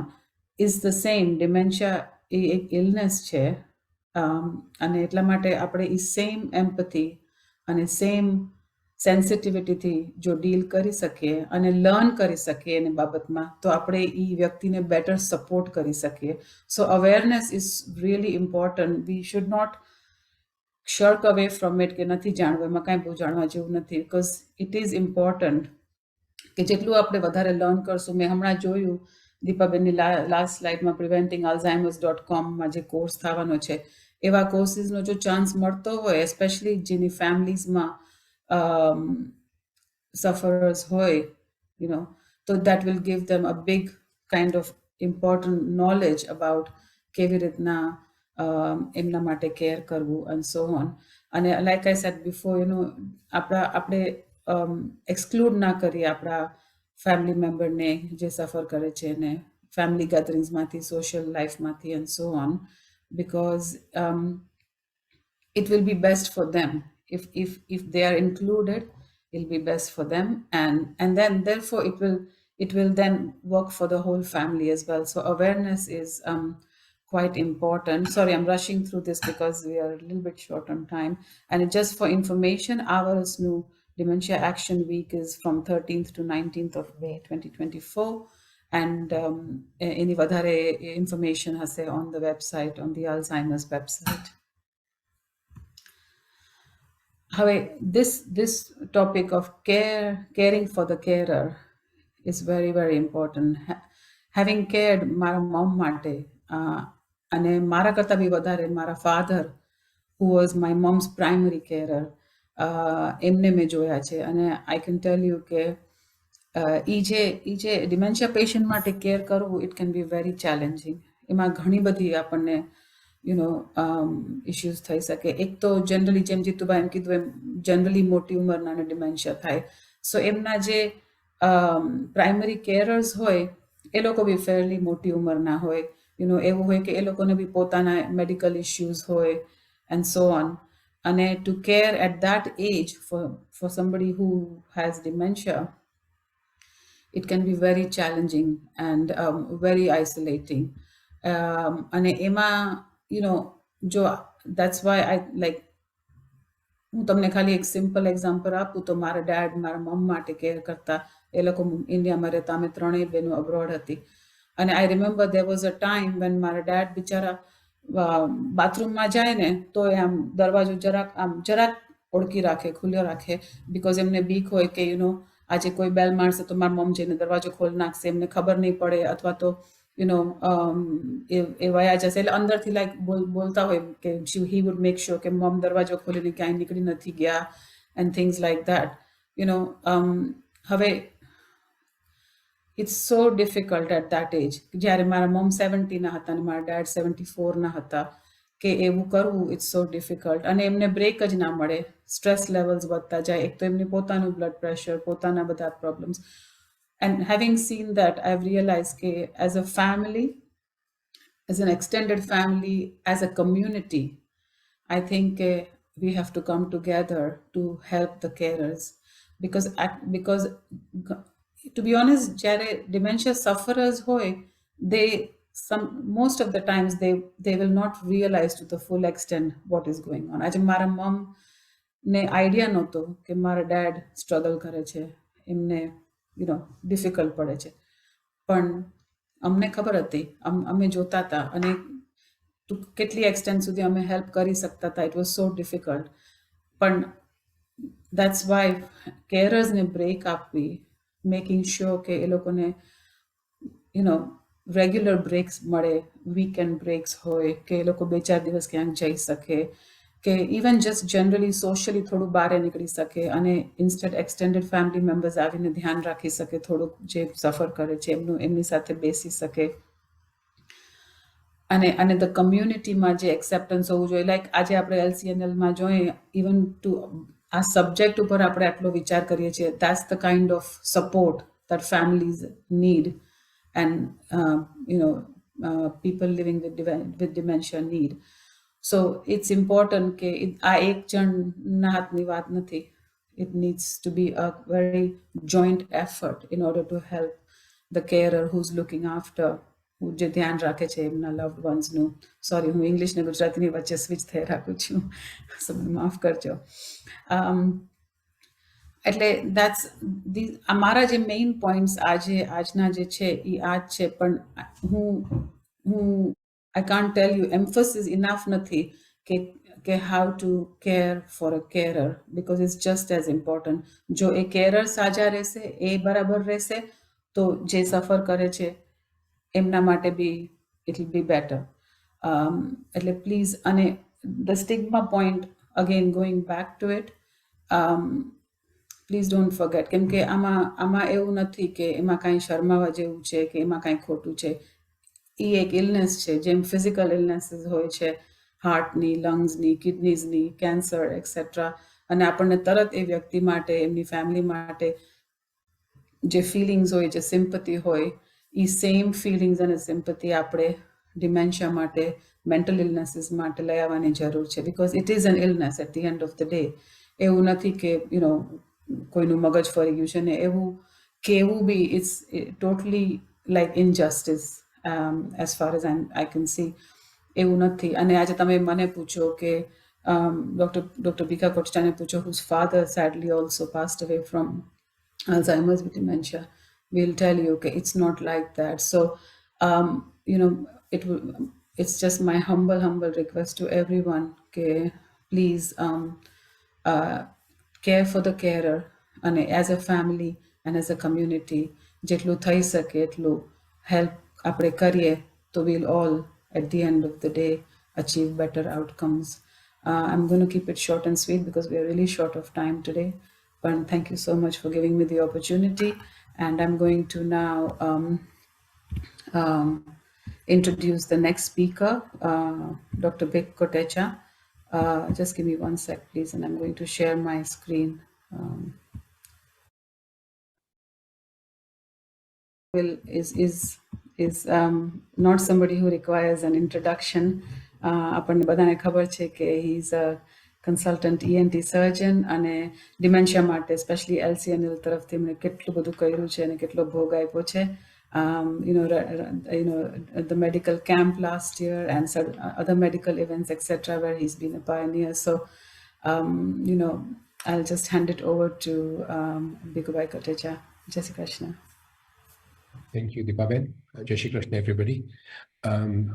We've had lots of messages. હમણાં ઘણા messages આવ્યા છે કે 1000 માણસોથી વધારે જોઈન કરવાની ટ્રાય કરતા હતા, પણ અમારી ઝૂમની કેપેસિટી 1000ની છે, એટલે some people જોઈન નથી કરી શક્યા, પણ પ્રેઝન્ટેશન આપણે રેકોર્ડ કર્યું છે અને બધાને મળશે પછી. Okay, next slide please. So મારો આજે ખાલી તમને 2 મિનિટનો ટાઈમ લેવો છે અને ડિમેન્શિયાની મેડિકલ કેમ્પનો અપડેટ દેવો છે તમને. Next slide. સન્ડે 5મી માર્ચ 2023માં આપણે ધામેચા હોલમાં મેડિકલ કેમ્પ રાખી હતી. ત્યારે આપણે સવારના ભાગમાં અવેરનેસ લેક્ચર્સ રાખ્યા હતા, ડિમેન્શિયા અવેરનેસના લેક્ચર્સ, બધા ઇંગ્લિશમાં હતા, અને સ્ક્રીનિંગ કેમ્પ પણ રાખી હતી. ત્યારે લગભગ 300 માણસો આવ્યા હતા અને હાજરી આપી હતી. એમાંથી લગભગ 104 સ્ક્રીનિંગ ક્વેશ્ચનર્સ ટેસ્ટ કર્યા હતા. Next slide please. So awareness પ્રોગ્રામમાં અમારા સ્પીકર્સમાં ઘણા સ્પીકર્સ કમ્યુનિટીને બહારના હતા. આલ્ઝાઇમર સોસાયટીમાં તો 2 બૈરાઓ આવ્યા હતા, મિસ ઝહીરા અને મિસ કોટેચા હતા, અને એ લોકોએ અમને આલ્ઝાઇમર્સની સોસાયટી શું રિસર્ચ કરે છે, શું સપોર્ટ આપે છે, એ બધું સમજાયું હતું. પછી આપણા ડૉક્ટર દેવ ચૌહાણ અહીંયા રોયલ ફ્રી હોસ્પિટલમાં consultant for care of the એલ્ડરલીમાં છે, એને એજિંગ, ડિમેન્શિયા અને ફ્રેલિટી બારામાં ચર્ચા કરી હતી, અને ઉંમર સાથે જે આપણા શરીરને શારીરિક ને માનસિક તકલીફ બને છે પડે છે એ બને વાત કરી હતી. ત્યાર પછી શિલ્પાબેન રાડિયા આપણા કમ્યુનિટી ફાર્માસિસ્ટ છે, જે સસેક્સ મેમરી ક્લિનિકમાં કામ કરે છે, એને બહુ જ સરસ ટોક આપ્યો હતો ડિમેન્શિયા ઇન એશિયન કમ્યુનિટી, અને એને લગભગ ગુજરાતીમાં જ બધાને સમજાવ્યું હતું, અને ગુજરાતીના ક્વેશ્ચનર્સ ને ઇન્ફોર્મેશન લીફલેટ્સ બધા આપ્યા હતા, જે બહુ મદદરૂપી હતા. ત્યારબાદ પછી મિસ્ટર ફ્રેન્ક અરોજો હતા, હું સદબરી ને વેમ્બલીના dementia care support group run કરે છે, અને એને પણ બહુ સરસ ટોક આપ્યો હતો. અને આપણા મીટિંગ જ્યારે શરૂ કરી ત્યારે અનિતાબેન ઠક્કરે જે ગાયત્રી મંત્રથી શરૂઆત કરી હતી એને પણ ઇમ્પોર્ટન્સ ઓફ ઇન્ફોર્મલ કેરના બારામાં લેક્ચર આપ્યું હતું જે પણ બહુ જ જાણકારી હતું. Next slide please. સો સ્ક્રીનિંગમાં છે ને ક્વેશ્ચનેઝ હતા અને અમે જે ક્વેશ્ચનેઝ યુઝ કર્યું હતું એ મોકા મોન્ટ્રિયલ કોગ્નિટિવ અસેસમેન્ટ હતું. આમાં તકલીફ એક જ હતી કે ઇંગ્લિશ લેંગ્વેજમાં હતું એટલે જે ઇંગ્લિશ ના સમજતા હોય એને આ ક્વેશ્ચનેર ભરવામાં તકલીફ પડે. પણ હવે તો ઘણી લેંગ્વેજીસમાં અવેલેબલ છે અને ગુજરાતીમાં પણ અવેલેબલ છે. અને આ ક્વેશ્ચનેરમાં છે ને 7 થી 8 ડિફરન્ટ સેક્શન્સ હતા. એમાં તમારી મેમરી, તમારી રિકોલ, ઓરિએન્ટેશન એટલે તો તમને ખબર છે કે આજે કયો દિવસ છે, કયો વર્ષ છે, પ્રાઇમ મિનિસ્ટર કોણ છે, એ બધી જનરલ નોલેજના અમુક ક્વેશ્ચન હતા. અમુક ડ્રોઈંગનું હતું કે તમે ઘડિયાળ ડ્રો કરીને એમાં 10:30 વાગે ડ્રો કરીને બતાડો. એટલે એમાંથી અમને બ્રેઇનનો ફંક્શનનો ખ્યાલ આવી જાય. તો ઈ ટેસ્ટ કરવા માટે લગભગ અમે 7 થી 10 મિનિટ આપતા હતા અને એમાં પાસ માર્ક 26 હોવા જોઈએ 30 માંથી. સો 104 માંથી 9 જણા ફેલ થયા હતા. આ લગભગ જે હાજરી આપી હતી ને 104 સ્ક્રીનિંગ ટેસ્ટમાંથી મોસ્ટ ઓફ ધેમ 70 વર્ષની ઉંમરના ઉપર હતા. એટલે આપણે આ દીપાબેનની સ્લાઇડમાં એક હતું prevention is better than cure. એટલે અવેરનેસ ને જાણ ખાતર આપણે બધાને કરીએ છીએ એ સરસ છે અને સ્ક્રીનિંગ કરીએ છીએ એ પણ સરસ છે. પણ આમાં સ્લાઇટલી યંગર જનરેશનને ઇન્વોલ્વ કરવા એ વધારે ઇમ્પોર્ટન્ટ છે. એટલે 70 વર્ષની ઉપરના ઉંમરના માણસો તો આવે છે, એ લોકો આગળ ટાઈમ પણ કદાચ વધારે હશે ને તકલીફ પણ વધારે હશે. પણ જે યંગર પીપલ છે ને એ લોકો આવે ને તો એ લોકો માટે તો ખૂબ જ એડવાન્ટેજીસ થશે. હવે સ્ક્રીનિંગ કેમ્પ આ લાસ્ટ માર્ચમાં કઈ રીતે અમારો વિચાર છે કે પાછું કરશું અને દીપાબેન આમ શ્યોર અરેન્જ કરશે અને ત્યારે પણ અમે આવી રીતના સિમિલરલી રાખશું કે લેક્ચર્સ ને ક્વેશ્ચનેઝ ને સ્ક્રીનિંગ કેમ્પ રાખશું. મેડિકલ કેમ્પ પણ રાખી છે, એમાંય અમે હેલ્થ ઇશ્યુઝ ડિસ્કસ કરીએ છીએ અને ઘણી હેલ્થ ઇશ્યુઝ અમે રિસન્ટલી ડિસ્કસ કરી હતી. ડિસેમ્બરમાં મેડિકલ કેમ્પ રાખી હતી, બીજી અમે કરવાના છે જૂનમાં. ત્યારે પણ both physical and mental health માટે અમે ટોપિક્સ ચૂઝ કરશું. અત્યારના અમને ક્વેશ્ચન્સ બહુ આવ્યા છે પણ ટાઈમ પણ 10 વાગી ગયા છે. એટલે દીપાબેન કપલ ઓફ ક્વેશ્ચન્સ છે તમને આન્સર કરી શકો તો. મોસ્ટ ઓફ ધ વન્સ મેં કર્યા હતા પણ તમારી સ્લાઇડમાં આવ્યું હતું કોકને જાણવું હતું કે how actually does meditation help. Meditation થી તમે શું કે તમે બ્રેઇનની એક્ટિવિટી ધીમી પડે છે, એના લીધે તમારા હોર્મોન્સ બેલેન્સ થાય છે, તમારું કોર્ટિઝોલ લેવલ ડાઉન જાય છે. Deepaben, એક જ minute, sorry, Deepaben. Can I ask Jyotiben to stop her sharing so we can see you? The common knowledge કે તમારું કોર્ટિઝોલ લેવલ ડાઉન જાય છે, તમારું બ્રેઇનની એક્ટિવિટી સ્લો ડાઉન થાય તો તમારું બધું બેલેન્સ થવા માંડે છે અને તમારું ડે ટુ ડે તમને સ્ટ્રેસ ઓછું ઉતરી જશે because your cholesterol, your cortisol levels go down, which is a hormone. એટલે ખૂબ જ ફાયદા છે. તમારા માટે બીજો ક્વેશ્ચન એક હતો કે which particular coconut oil should they use because there are so many on the market. Yeah, or we mentioned at the beginning, a raw virgin organic coconut oil is the best, but any coconut oil will work. It doesn't matter even if you get a normal coconut oil. MCT are in all of the coconut oils, even if it's even if it's not virgin coconut oil, but virgin is the best. Or raw coconut oil. Jitubhai તમારા માટે એક question હતો કે can taking blood pressure medication cause chances of dementia increasing?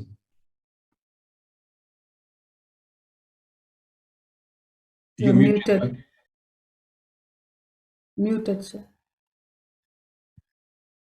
Unmute, please. Jitubhai. Okay. Now, medication for blood pressure does not induce dementia. Yeah, in fact, I would add on the contrary that if you control your blood pressure, then you're less likely to have any detrimental effects to your brain, like Deepaben mentioned about obesity and diabetes likewise. The blood pressure will disrupt your brain far more than the medication will. Medication is bringing it down, which is actually beneficial for your brain. I've got a couple of people putting their hands up. Saroj Ben Vadgama, can somebody unmute her so she can talk?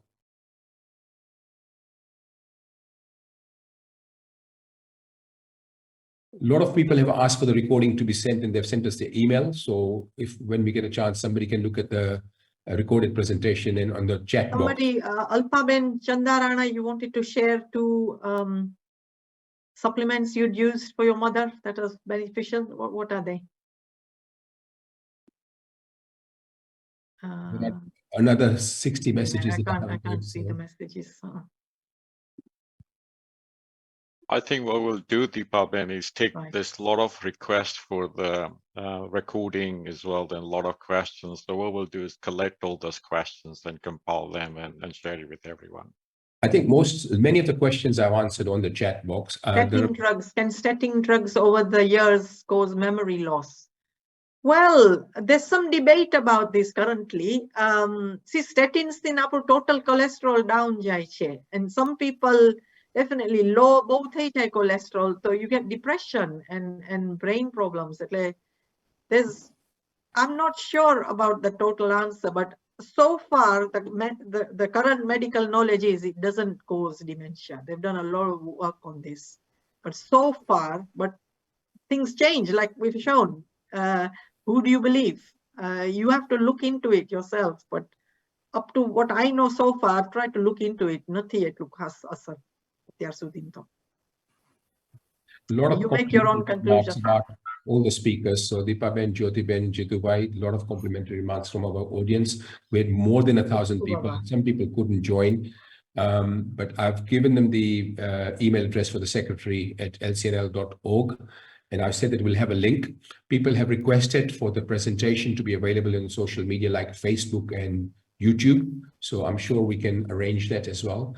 But very popular presentation and lectures were really amazing. So well done, all of you. I think we should wrap it up now, 10 o'clock. Is it okay? Thank you everybody for participating. I'm truly humbled. Thank you. Well done, Deepaben. Thank you, Jai Shri Krishna. Okay, so thank you very much. Let me just, okay. So it's time for me to wrap it up. As said, we're pushed for time, so I won't take much time. First, I'd like to thank everyone for joining us today. As Bikubai said, I've been watching up, and we're extremely sorry if you had been waiting and you couldn't join. We had 1,000. And it filled up pretty quickly, and majority of the time it was hitting into 1,000 if somebody left, the other one taking up there. So we will certainly have the recording down and share it, on YouTube and Facebook, and the list you put on the chat will also go through it. Firstly, I'd like to thank all of you for taking time to join us. And another thing is we had a lot of organizations specifically encouraged people to join us today. Unfortunately, due to time, I can't name them, but I'll name one of those is Kanji by Kiri. He's one of the presenters in one of the radio show. I welcome him and thank him for it, and all the other community leaders have joined that up there. We have outstanding speakers, as Bikubai said. Everyone was brilliant. And I will, without more time, I'll just skip to the next one. There's few things I've learned from Deepaben. Ek to khatarnak cheez che. It's a nice word. That was very good. The other thing was, I think Marks and Spencer will have a long queue tomorrow to go and buy the bread out there. And I think also, I'll tell my wife to have kesar varu or saffron varu doodh. So we can do better job on that. And the coconut oil.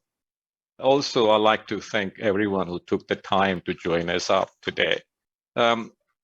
It's amazing, how overwhelmed response we got. Unfortunately, we pushed for time. Otherwise, we'd have taken more time. Again, I thank all the speakers for excellent. Even Jitubai said his Gujarati wasn't brilliant, but I found it very, very sweet as well. So thank you, Jyotiben.